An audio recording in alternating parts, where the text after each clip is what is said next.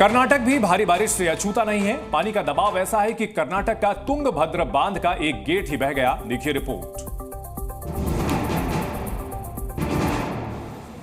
कर्नाटक के तुंगभद्र बांध का जलस्तर लगातार बढ़ रहा है। भारी बारिश से दबाव ऐसा है कि तुंगभद्र बांध का एक गेट ही बह गया। तुंगभद्र बांध का गेट बहने से इलाके में तबाही का खतरा मंडराने लगा है। बड़े खतरे के बीच कर्नाटक बीजेपी अध्यक्ष BI विजेंद्र और बीजेपी के दूसरे नेताओं ने तुंगभद्र बांध का दौरा किया। इन तस्वीरों को लेकर वो भी खौफजदा हैं। बड़े खतरे के बाद प्रशासन ने कृष्णा नदी के किनारे रहने वाले लोगों को सतर्क रहने की चेतावनी दी है। उधर आरोप प्रत्यारोप का दौर भी शुरू हो गया है।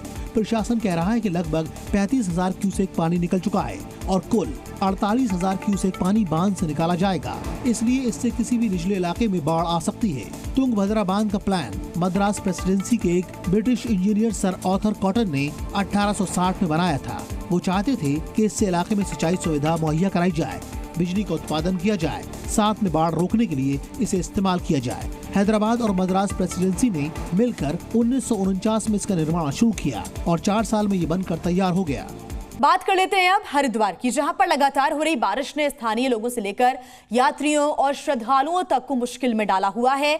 हालात लगातार यहां पर नाजुक ही बने हुए हैं। तस्वीरें देखिए। हरिद्वार में हो रही लगातार बारिश ने यहाँ के जीवन को गंभीर रूप से प्रभावित किया है। पिछले कुछ दिनों से लगातार हो रही बारिश की वजह से न केवल ट्रैफिक अस्त व्यस्त हो गया है, बल्कि कई जगह पर रोड भी बुरी तरह प्रभावित हुए हैं।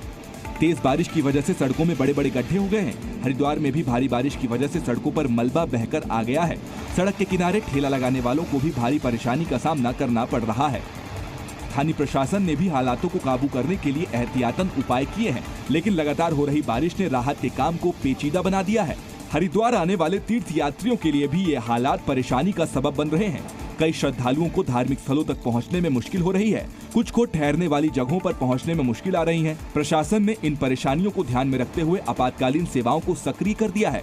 संभावित नुकसान को कम करने के लिए जरूरी कदम उठाए जा रहे हैं। इस बीच मौसम विभाग ने अनुमान जताया है कि हरिद्वार में अगले कुछ दिनों तक भारी बारिश की स्थिति बनी रह सकती है।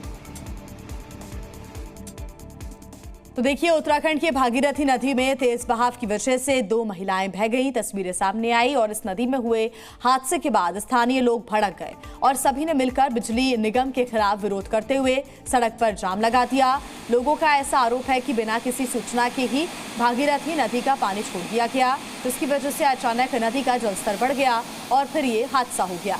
वहीं कल शाम तक दोनों महिलाओं को नदी में ढूंढा जा रहा था। इस बीच विरोध की वजह से गंगोत्री नेशनल हाईवे पर ट्रैफिक जाम की स्थितियां भी देखने को मिली। ये तस्वीरें आपके सामने। लोगों में नाराजगी थी, ट्रैफिक जाम भी यहां पर हो गया था।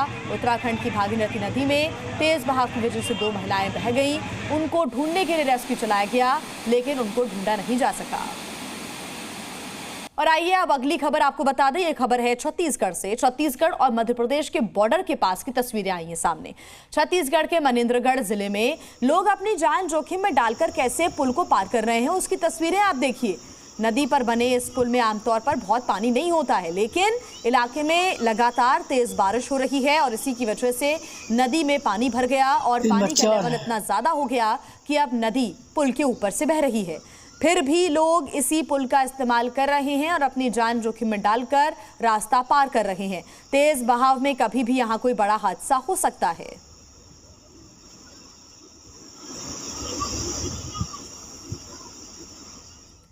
और आइए अब बात पहाड़ों की, क्योंकि यहाँ पर भी लगातार बाढ़ और लैंडस्लाइड की तस्वीरें सामने आ रही थी, लेकिन अब हम आपको कुछ और तस्वीरें दिखाएंगे। आपको हम पहाड़ों की खूबसूरती की तस्वीरें दिखाते हैं, क्योंकि ये तस्वीरें उस सड़क की है जो हिमाचल से लद्दाख को जोड़ती है। ये खूबसूरत नजारा सामने आया है NPT यानी कि निम्मू पदुम दारशा सड़क का।